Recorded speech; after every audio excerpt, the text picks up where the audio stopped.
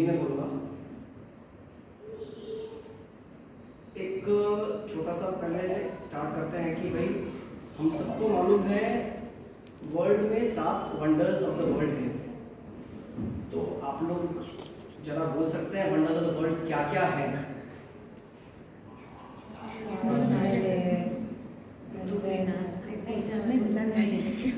Statue of liberty है,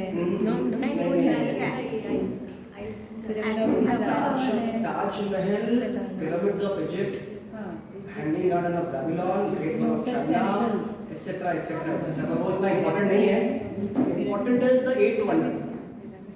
according to Albert Einstein, 8th wonder of the world is compound interest. Compound interest Albert Einstein से बोलते हैं कि बहुत ही amazing चीज था, बहुत बड़ी ताकत है इसके अंदर। उनका बोलना है those who understand earns it and those who doesn't understand they पे इट। तो कंपाउंड इंटरेस्ट एक फॉर्मूला है, बहुत बेसिक 10th 11th का मैथ्स है, शायद अपने को याद हो। तो मैं थोड़ा सा फॉर्मूला आप लोग से पूछना चाहूँगा कि आप लोग फॉर्मूला कुछ याद है कंपाउंड इंटरेस्ट का? थोड़ा बोरिंग है लेकिन इंटरेस्टिंग बनाऊंगा इसको। एनीवन?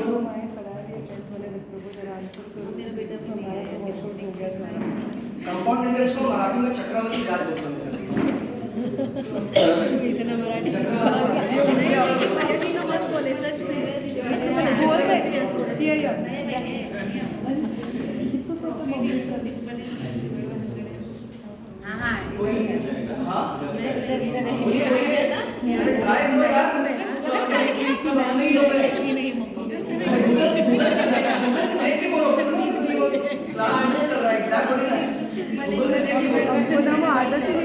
गूगल करके देखने बोल तो सही इशिता। कंपाउंड इंटरेस्ट का फॉर्मूला किसी को याद है क्या? 10th 11th में पढ़ा हुआ। इसको डिवाइडेड बाय है। सब इतना याद है, अच्छी बात है। आप लोग को ट्राई करिए। I know it's not only for girls.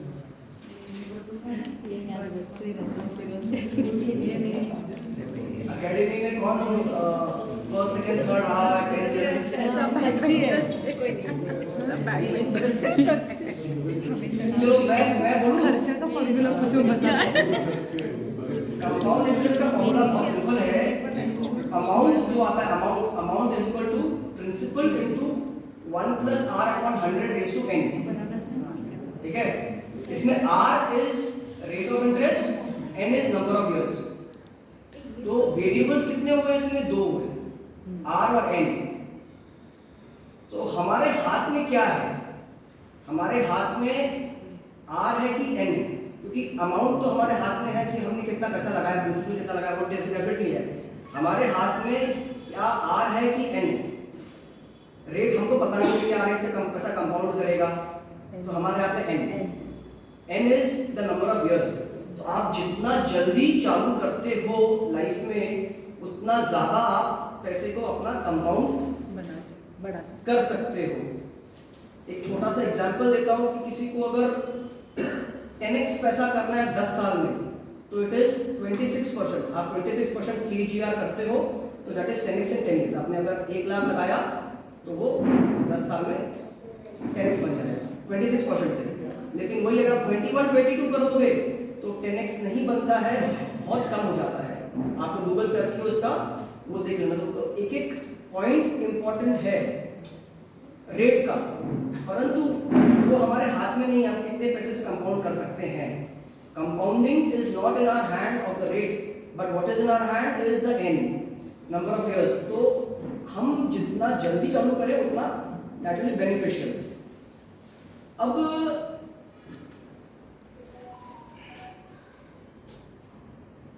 दूसरा मैं बताना चाहता हूँ कंपाउंड इंटरेस्ट जैसे है, हर चीज में कंपाउंडिंग काम करता है। जैसे कि प्रॉपर्टी हुआ, हम लोग ज्यादा करके पैसों से property, Indians generally try to invest in property and तो प्रॉपर्टी का जो कंपाउंडिंग है, हम देखते हैं कि भाई लोगों का फॉर्च्यून बन गया प्रॉपर्टी में। किसी के बाप दादा ने कोई जमीन ली थी और थर्ड जनरेशन उसका मजा एक्स्ट्रा ऑर्डिनरी ले रहा है कि मेरे पास तो इतने का लैंड बैंक है। तो अगर हम इंडिया का हिस्ट्री या वर्ल्ड का हिस्ट्री निकालते हैं तो property has compounded in India by around 9 to 11%। कोई बहुत 25-30% पैसा कंपाउंड नहीं होता प्रॉपर्टी में। उसका भी रीजन 9 to 10% जो रीजन है दैट इज जो डॉलर का एप्रिसिएशन। डॉलर आप देखोगे कि 1970s 80s 90s में डॉलर था 20-22-23 रुपया पर दिस थिंग, आज है 80-82 रुपया। तो डॉलर इंडियन करेंसी के हिसाब से हर साल अगर आप कंपाउंडिंग देखोगे तो 3.5-4% से कंपाउंड करता है। मतलब हमारा करेंसी हर साल 3.5-4% से घटता है, डेप्रिशिएट, डॉलर एप्रिशिएट करता है। तो जो प्रॉपर्टी जो 10% से बढ़ता है हर साल, वो 3.5% डॉलर का और 6-6.5% हमारा इन्फ्लेशन। तो प्रॉपर्टी गणित बहुत सिंपल है। हम सोचते हैं प्रॉपर्टी देखिए हम सेफ है, हम सेफ इसलिए हैं कि हमने अपने बाप दादाओं को बहुत तकलीफ पाते हुए देखा है, गरीबी देखी है, हमको रिस्क लेना नहीं है। प्रॉपर्टी बोलते हैं सेफ है, ले लिया, बंद करके छोड़ दिया, देखा जाएगा। लेकिन अगर प्रॉपर्टी कोई इमीडिएटली 3-4 साल में डबल हो जाती है तो अगले 10 साल तक प्लेटो रहेगा, बढ़ता ही नहीं बनता। तो प्रॉपर्टी का एसेट क्लास अपने को 9 से 10% इंडिया में CAGR रिटर्न वाइज देता है। अगर यही हम डेवलप्ड कंट्री में जाते हैं जैसे अमेरिका, तो उनका तो खुद का पैसा है और उनका वहाँ का इन्फ्लेशन 4-5% का है, तो वहाँ पर 3-4% से प्रॉपर्टी अप्रिशिएट करेगा। It is very clear. अब द सेकेंड इंडियंस का जो लव है दैट इज टुवर्ड्स गोल्ड। हम लोग गोल्ड लेना बहुत पसंद करते हैं, लेकिन अगर हम गोल्ड का कंपाउंडिंग देखते हैं तो gold is compounded just by 7 to 9%। 7 to 9% वापस वही आ गया कि डॉलर इज 3.5-4% और 2-3% जो गोल्ड का एप्रिसिएशन इंटरनेशनल के हिसाब से मिलता है वो मिल जाता है। तो gold is appreciating by 7 to 8%। हम सोचते हैं कि हमने सोना ले लिया, रख दिया, हम बहुत पैसे वाले बन जाएंगे, लेकिन एक हिस्ट्री ये बोलती है कि कोई भी आदमी गोल्ड खरीद के पैसा वाला नहीं बनता है। आदमी पैसा वाला बनने के बाद गोल्ड खरीदता है। Gold has never created Fortune for anyone. ये हो गया तीसरा एसेट क्लास। चौथा एसेट क्लास है इक्विटी। अब इक्विटी आजकल बहुत फैंसी में है। मैं इक्विटी इन्वेस्टमेंट चालू किया था अराउंड 13 से 15 इयर्स बैक। मैं छोटा सा स्टोरी बताऊंगा मेरा इक्विटी के बारे में। तो उस समय जैसे मैं एक मारवाड़ी फैमिली से बिलोंग करता हूँ, तो हमारे फैमिलीज में ऐसा था कि अगर कोई बच्चा इक्विटी में कर रहा है कोई भी घर में किसी के, तो उनके घर में कुछ काम धंधा है नहीं, काम धंधा नहीं है, टाइम पास के लिए इक्विटी कर रहा है। तो मैं बहुत डर के मैं बॉम्बे गया, यहाँ गया सीखने के लिए क्या होता नहीं होता है। तो मैं बहुत डर के छुपा कर किसी को बोलता नहीं था मैं इक्विटी कर रहा हूँ। आज के दिन में किसी बात को क्या कर रहा है, भैया मैं तो इक्विटी मार्केट का कोर्स करके आया हूँ। मैं अभी रिसेंटली शादी में गया था, मेरी कजन थी, वो बोली मैं तो NSE में कोर्स करके आया। मैं बोला यार मैं भी किया हूँ, लेकिन मैं किसी को बोला ही नहीं आ सकता। 15 साल पहले अगर बोल देता तो मेरी शादी नहीं होती। तो the face of equity has changed a lot in the last 10-12 years, especially after COVID। हर बच्चे को आजकल इक्विटी करना है। इक्विटी में बहुत मजा आता है, रोज भाव ऊपर नीचे दिखता है, ये होता है। कोई बोलता है मेरे को टेक्निकल करना है, कोई बोलता है मेरे को फंडामेंटल करना है, कोई बोलता है मेरे को ऑप्शन करना है। स्टार्ट ही उससे आदमी करता है ऑप्शन ट्रेड करके और पूरा पैसा ब्लॉक कर देता है, बोलता है मेरे को आता ही नहीं। अब इक्विटी में क्या होता है कि जो मैंने देखा है, कोई ऐसे ग्रुप चल रहा है, पार्टी चल रही है, तो 8-10 लोग मिल करके बातें करते हैं, अरे भाई कोई आज नया शेयर बता दे, टिप दे मेरे को। तो टिप ऐसा शेयर देगा कि जिसका नाम किसी ने सुना ही ना हो।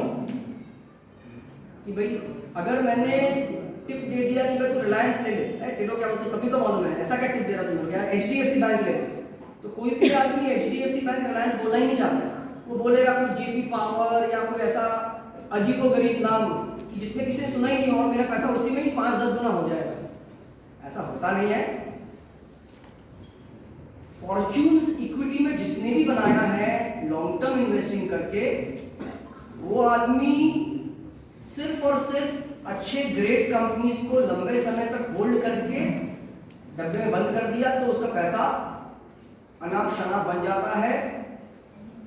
प्रॉपर्टी से ज़्यादा बन जाता है। हमने बहुत से व्हाट्सएप में सुने होंगे कहानी, विप्रो का किसी के पास शेयर था और उसका ऐसा हो गया वैसा हो गया, इन्फोसिस का किसी के पास शेयर था ऐसा हो गया। लेकिन हमारे इसमें किसी के पास कोई शेयर नहीं रहते जनरल आदमी के पास में, कि हमको कोई बहुत ही छोटे कंपनी 10, 15, 20 रुपए का शेयर को 100 रुपए करने का ताकत मीन्स मन में इच्छा रहती है, जो होता नहीं है। इट इज मेरे ख्याल से equity investing is tougher than any business जो हम लोग कर रहे हैं। We are challenging the best brains of the country, जिनके अगेंस्ट में हम फाइट करके उस शेयर को हम लेते हैं और उसको हम बड़ा बनाना चाहते हैं। इक्विटी इन्वेस्टमेंट करने के बहुत तरीके हैं, करना चाहते हैं, it's a very good field. मैंने बहुत पैसे बनाए इक्विटी से, और आगे भी शायद इंडिया का स्टोरी लोग बोलते हैं बहुत ऐसा है वैसा है जो भी है, परंतु हमें इक्विटी में ये जो पैसा हर आदमी ने, मेरे ख्याल से यहाँ बैठा हुआ हर आदमी 90% लोगों ने इक्विटी में अपना हाथ जरूर आजमाया होगा। और अगर मैं पूछूं तो 98% जो स्टैट्स बोलता है 98-99% people lose money in equity, और जो 98% का पैसा है वो 2-1.5% लोग पूरा खा जाते हैं, दे बिकम वेरी रिच। तो it's a matter of patience. और लोग इक्विटी में रिसर्च नहीं करना चाहते हैं, जैसे कि भाई मैंने किसी को शेयर बोल दिया तो वो कल जाकर के तुरंत जाएगा अपने ब्रोकर को फोन करेगा या ऑनलाइन 0 में जहां भी उसका अकाउंट है वहां जाकर पंच मार देगा सौदा और ले लेगा। अगर उसको बोला जाए कि भैया, उसकी वाइफ बोले कि भाई अपने घर में वॉशिंग मशीन खराब हो गया, नया खरीदना पड़ेगा, या डिश वॉशर माइक्रोवेव खराब हो गया है, तो आदमी जाएगा अपने वाइफ के साथ में, स्मार्ट बनेगा, ओवर स्मार्ट बनेगा, ये दुकान जाएगा, वो दुकान जाएगा, यहाँ प्राइस कंपेयर करेगा। मीन्स फॉर दैट 500,000 bucks हम लोग इतना टाइम वेस्ट करेंगे कि हम लोग 10-15 दुकान घूमेंगे, ऑनलाइन में अमेजोन में रेट देखेंगे, फ्लिपकार्ट में रेट देखेंगे, जहाँ जहाँ रेट देखेंगे। लेकिन अगर इक्विटी की बात आती है, हमको रिसर्च करना ही नहीं है, हम कंपनी का वेबसाइट भी नहीं जानते हैं, कंपनी बनाती क्या नहीं जानते हैं, हमने उसके लाखों शेयर ले लिए। तो that is where we lose money. हम पैसा इक्विटी में नहीं कमा सकते। अगर थोड़ा सा रिसर्च करें, थोड़ा सा अच्छे से देखें एंड उसका एनुअल रिपोर्ट पढ़ें, उसके बारे में समझें, तो equity can create lot of fortunes for any damn person. बहुत सिंपल चीज़ें हैं। अगर आप कंज्यूमर कंपनीज लेते हो, जैसे कि हिंदुस्तान लीवर हो गया या एनी डैम कंपनी जिसने आपने 10-15 साल पहले लिया होता, सब 200 गुना, 150 गुना, 300 गुना पैसे लोगों ने कमाया है। आज जितने भी अच्छे लार्ज कैप कंपनी जो निफ्टी के हैं, उसमें अगर किसी ने 15, 20, 25 साल पहले छोटा सा अमाउंट इन्वेस्ट किया होता, तो that has change fortunes of people. अब फॉर एग्जाम्पल ऐसे लोग जानता हूं मैं कि जो लोग कोई पर्टिकुलर बिजनेस करते हैं, जैसे नीलेश भाई हैं। नीलेश भाई new joining of our Rotary, बहुत अच्छा टाइल्स वगैरह बेचते हैं। तो इनके सेक्टर में इन्होंने देखा भी होगा कि काफी सारे स्टॉक्स ऐसे होते हैं जो मल्टी बैगर बन जाते हैं। हमारे खुद के लाइन के आपको मालूम है, हम ले नहीं पाते। जैसे इनके लाइन में एक सेरा करके कंपनी है, कजारिया करके कंपनी है, दे आर डन फैंटास्टिक, लेकिन हम लोग उस लाइन से सोचते ही नहीं। मैं नीलेश जी का एक एग्जांपल लिया खाली बस। ऐसे हर सेक्टर जो आदमी कंज्यूमर को केटर करता है इंडिया में, लोगों का फॉर्च्यून जिनका बदला है, वो कभी भी पब्लिक में आकर बात नहीं करता होता है, वो अपने घर में आराम से बैठा है, इज हैप्पी। तो इक्विटी को हमको इस तरीके से देखना चाहिए कि भाई हम कैसे उसको अच्छे से करके एक आध दूसरा घंटा दिन में या वीकेंड में टाइम निकालें एंड उसका हम कैसे बेनिफिट करें। हम कुछ भी नहीं करते तो इंडिया में जो इंडेक्स फंड्स बहुत चर्चा में है, तो index of Nifty has given a return of 11 to 13% somewhere around in the last 10, 15, 20 years. That has beaten property by a way margin. अगर 13% इक्विटी इंडेक्स करता है और 9% प्रॉपर्टी, 4% का डिफरेंस अगर है, तो 4% अगर 15 साल का अगर अपन टाइम पीरियड लेते हैं, तो equity has beaten property bye a mile. लेकिन क्योंकि हम लोगों ने अपने पिताजी को, दादाजी को बहुत तकलीफ पाते हुए देखा है, उन्होंने बोला कि इक्विटी एक सिन है, जिसके घर में कुछ काम नहीं है वो इक्विटी करता है, तो हम इक्विटी की तरफ ध्यान इतना देते नहीं है। But trust me, develop nation जैसे अमेरिका हुआ, वहां पे जो पॉपुलेशन है उसका 60 से 70% people are involve into equity market some way और द अदर। जैसे हमारा भारत का किसान है, 70% बोलते हैं भारत किसान है। जैसे भारत का किसान है, वैसे यूएस में लोग इक्विटी करते हैं। तो यूएस का गवर्नमेंट जो है वो कुछ भी करेगा वहां के मार्केट को डूबने नहीं देगा, क्योंकि वहां का उनको वोट बैंक चाहिए, तो इक्विटी को उनको संभालना ही पड़ेगा। एक तो वो गवर्नमेंट जो यूएस की है दैट विल बी डम्प, वो निकल जाएगी। तो इंडिया में लेकिन 2 से 3%, 4% लोग इक्विटी करते हैं। अगर आप इक्विटी की बात करोगे, जो लोग नहीं करते भाई क्या फालतू बात करते हैं, करें मत, हम तो म्यूचुअल फंड करते हैं। म्यूचुअल फंड भी अच्छा है, लेकिन you to start early mutual fund. लेकिन म्यूचुअल फंड में बहुत पेशेंस चाहिए एंड नाउ हाउ चाहिए। तो आप म्यूचुअल फंड करो, इक्विटी करो, इंडेक्स करो, लेकिन जो एन है कंपाउंड इंटरेस्ट का, उसको ध्यान में रखो कि हमको n is the thing which is in our hand. Property में भी आपको, अगर आपने लिया और 5 साल का प्रॉपर्टी बढ़ता ही नहीं है, लेकिन अगले 2 साल में प्रॉपर्टी उतना ही रिटर्न दे देगा जो 5 साल का भी कवर कर लेगा। तो एन जो है, आपको एन का हर समय, जो कंपाउंड इंटरेस्ट का मैंने स्टार्ट में 8 वंडर में एन बताया था, आपके हाथ में सिर्फ एन है, हम लोगों के हाथ में। बाकी हर एसेट क्लास के अंदर में खाली एक जो बॉन्ड का एसेट क्लास में, उसमें एन आपके हाथ में नहीं है। आपको मालूम है कि भाई अगर आप बैंक में जो ये 4th या 5th एसेट क्लास है, लास्ट में बात बोलूंगा उसके लिए, कि इक्विटी एफडी, हम लोग इंडियन एफडी बहुत करते हैं कि भाई बैंक में पैसा एफडी कर दिया सेफ है। अब एफडी ऐसी चीज है जो हमको, जो everyday hits a new lifetime है। ये इक्विटी का भाषा बोलूंगा मैं। एफडी का पैसा आपने अगर समझो 100 रुपया एफडी किया, 1 लाख एफडी किया, तो एवरी सिंगल डे वो पैसा is hitting a new lifetime है। मतलब आज जो वैल्यू है, कल उससे ज्यादा ही रहने वाला है, कम नहीं रहने वाला। लेकिन जो एफडी का आप पोस्ट टैक्सेशन अगर आप एफडी को गिनते हो, तो FD is giving you मियर 4 to 5% depending upon this thing. हमारा इन्फ्लेशन कंट्री का, इन्फ्लेशन मतलब महंगाई, अगर किसी को इन्फ्लेशन वर्ड समझ में नहीं, मैं इजी बता देता हूँ। इन्फ्लेशन मतलब महंगाई।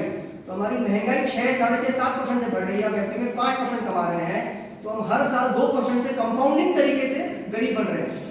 तो अगर हम देखें, जैसे कि अब हमारे घर के लेडीज लोग हैं, वो बोलते हैं भाई मौसी का पगार बहुत बढ़ गया, मौसी का बचाने से 6 का 8 मांग रही है। अरे भैया, तो इन्फ्लेशन बढ़ा के मांग रही है वो, लेकिन हमने तो एफडी कर रखा है। तो एफडी कर रखा है, तो एफडी में हम लोग तो कमाई नहीं रहे, हम गरीब बन रहे हैं, तो हमको मौसी का पगार ज्यादा लग रहा है। ज्यादा नहीं है, she is asking for the adjusted rate of inflation. तो हमें बेसिकली यही देखना है कि हम अपने पैसे को किस तरीके से ऐसे ग्रो करें कि कंट्री का ग्रोथ प्लस इन्फ्लेशन को हम मैच कर पाए। तो हमको कोई भी चीज, जैसे गाड़ी बोलते महंगी हो गई कोविड के बाद, कोई बोलता है मौसी ये महंगा हो गया, वो महंगा हो गया। महंगा कुछ भी नहीं हुआ है, महंगा सिर्फ ये हुआ है कि भैया इन्फ्लेशन के हिसाब से हमारा कमाई एडजस्ट नहीं हो पाया, तो हमको सब चीज महंगा लगने लगा। ओके, अब the last asset class is insurance. हम लोग इंश्योरेंस करते हैं, LIC करते हैं, वो भी एक सेफ तरीके का एसेट क्लास है। लोग कितना करते हैं मुझे नहीं मालूम, और इंश्योरेंस के बारे में मैं बहुत अच्छे से नहीं बात कर सकता हूँ। तो मैं अपने आज के जो गेस्ट हैं Nitin ji, is Sangli cluster head है, मेरे अच्छे मित्र हैं। तो मैंने इनको बोला कि भाई आप रोटरी में हमारे एक अच्छा टॉक देने आ सकते हैं क्या, तो एक ही कॉल में रेडी हो गए। He is come all the way from Sangli to just speak insurance. कि आप जल्दी इंश्योरेंस चालू करके अपने बच्चों का, अपने बुढ़ापे का फ्यूचर कैसे सिक्योर कर सकते हो। आप अगर किसी एजेंट से बात करोगे तो वो आपको जनरली ऐसा प्लान बताएगा जिसमें उसको खुद को कमीशन ज्यादा मिल रहा है। वो आप अपना फायदा पहले देखेगा, आपका फायदा क्या है, ठीक है 20 साल में तो ना पूछने आने वाला है। तो ही इज नॉट एजेंट।